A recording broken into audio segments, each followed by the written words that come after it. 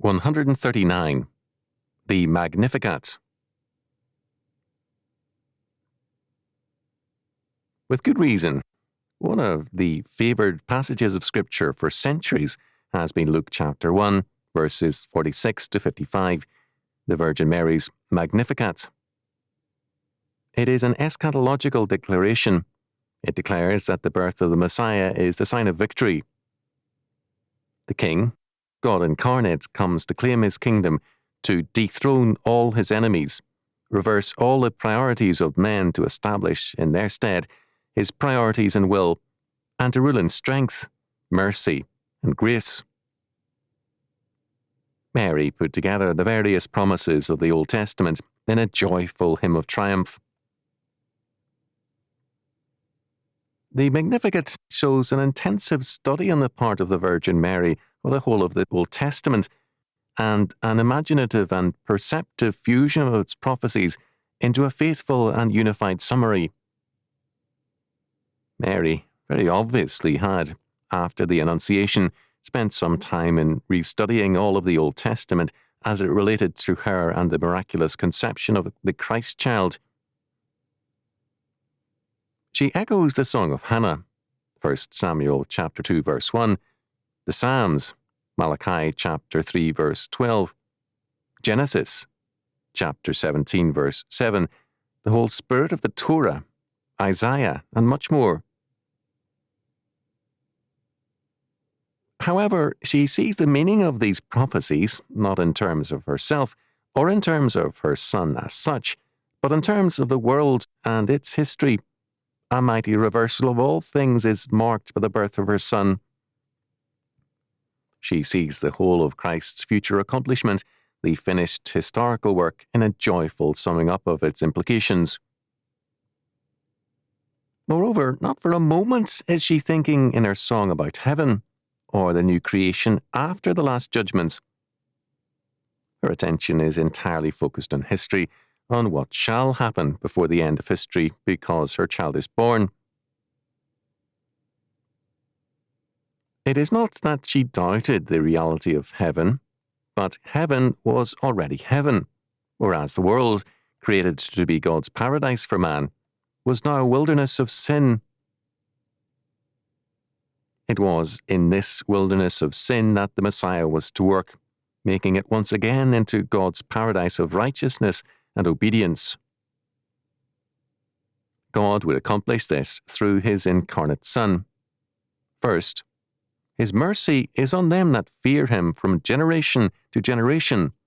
Luke chapter 1, verse 50. Some of the verses Mary here echoes are the following. And I will establish my covenant between me and thee, and thy seed after thee in their generations, for an everlasting covenant, to be a God unto thee, and to thy seed after thee. Genesis chapter 17, verse 7. And showing mercy unto thousands of them that love me, and keep my commandments. Exodus chapter 20, verse 6. But the mercy of the Lord is from everlasting to everlasting, upon them that fear him, and his righteousness unto children's children, to such as keep his covenants, and to those that remember his commandments to do them. Psalm 103, verses 17 and 18. God, in terms of his covenant mercy and promises, brings forth his salvation in the person of his Son, born to redeem man from the consequences of the fall, from the power of sin and death. The emphatic emphasis of the covenant is on God's grace and mercy. In contrasting his judgment with his mercy, God declares in the Ten Commandments, Thou shalt not bow down thyself unto them, nor serve them, for I, the Lord thy God, am a jealous God, visiting the iniquity of the fathers upon the children, unto the third and fourth generation of them that hate me, and showing mercy unto thousands of them that love me and keep my commandments. Deuteronomy chapter 5, verses 9 and 10. According to Rawlinson, thousands should be rendered to the thousandth generation, as is distinctly expressed in Deuteronomy chapter 7, verse 9. God's mercy infinitely transcends his righteous anger.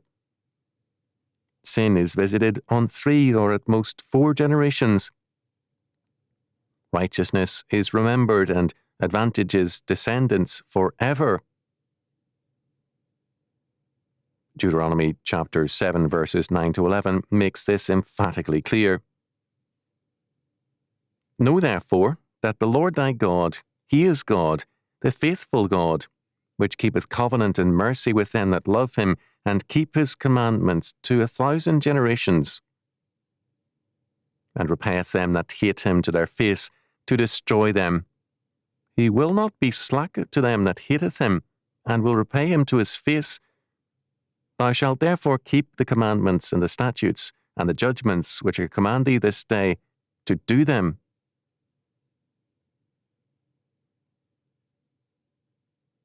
The election of grace is here set forth.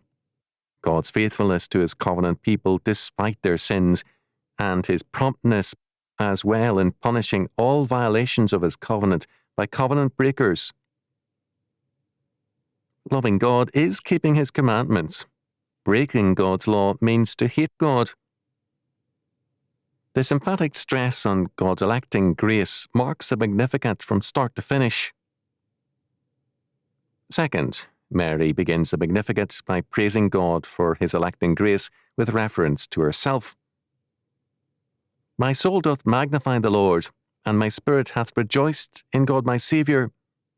Luke chapter 1, verses 46 and 47. God has regarded the low estate of his handmaiden. Luke chapter 1, verse 48.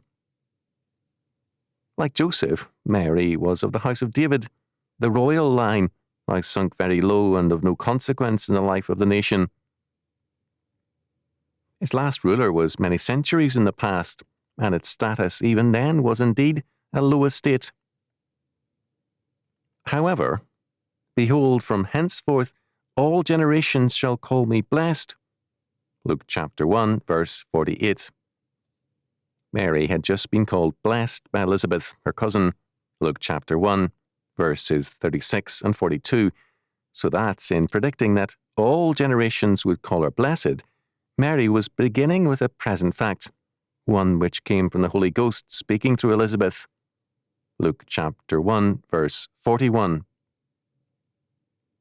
Third, while the premise of this blessedness is the fact that the Messiah was to be born through Mary, she does no more than cite it as the starting point and foundation of a worldwide change. For he that is mighty hath done to me great things, and holy is his name. Luke chapter 1, verse 49. She was blessed indeed, and to be called such, but we cannot isolate the blessing to Mary. Mary declares that all generations will call her blessed because all generations shall know the grace and mercy of God through her Son. Thus, Mary, in her own life, experiences the supreme act of electing grace, and she recognizes that, because she had been blessed, the whole world is to be redeemed and blessed through her Son. All those who experience that grace will call her blessed.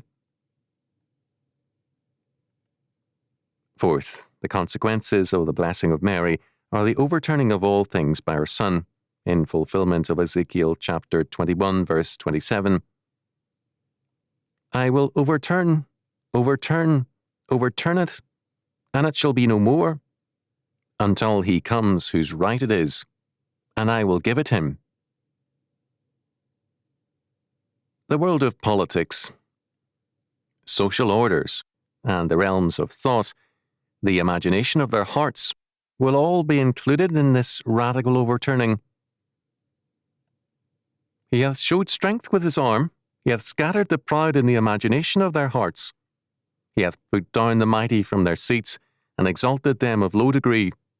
He hath filled the hungry with good things, and the rich he hath sent empty away. He hath holpen his servant Israel, in remembrance of his mercy, as he spake to our fathers, to Abraham, and to a seed forever. Luke chapter 1, verses 51 to 55.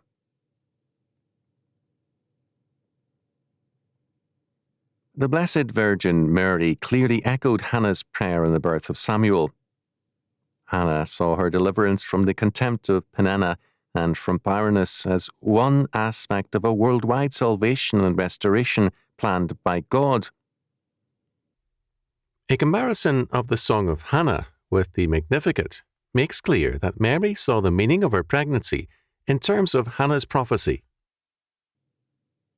And Hannah prayed and said, "My heart rejoiceth in the Lord, mine horn is exalted in the Lord. My mouth is enlarged over mine enemies, because I rejoice in thy salvation. There is none holy as the Lord, for there is none beside thee, neither is there any rock like our God. Talk no more so exceeding proudly, let not arrogancy come out of your mouth, for the Lord is a God of knowledge, and by him actions are weighed. The bows of the mighty men are broken, and they that stumble are girded with strength. They that were full have hired out themselves for bread, and they that were hungry ceased, so that the barren hath borne 7, and she that hath many children is waxed feeble. The Lord killeth and maketh alive. He bringeth down to the grave, and bringeth up. The Lord maketh poor, and maketh rich. He bringeth low, and lifteth up. He raiseth up the poor out of the dust, and lifteth up the beggar from the dunghill, to set them among princes, and to make them inherit the throne of glory. For the pillars of the earth are the Lord's, and he hath set the world upon them.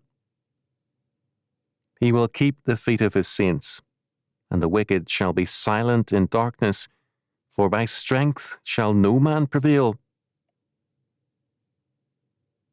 The adversaries of the Lord shall be broken to pieces. Out of heaven shall he thunder upon them. The Lord shall judge the ends of the earth, and he shall give strength unto his king, and exalt the horn of his anointed. 1 Samuel chapter 2, verses 1 to 10. In the birth of her child, given to God before birth to be a Nazarite from birth, Hannah saw a type of the birth of the Messiah and the great overturning to be inaugurated by him. She predicts total victory. The adversaries of the Lord shall be broken to pieces. And Mary sang of the glorious beginning of this worldwide victory in her womb.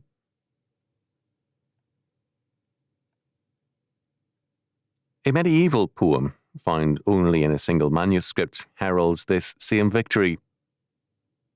Mankind, or Adam, lay bound in the chains of sin and death for 4,000 years, but the end result of Eve's sin is the glorious birth of an everlasting freedom and glory in Christ, born of Mary.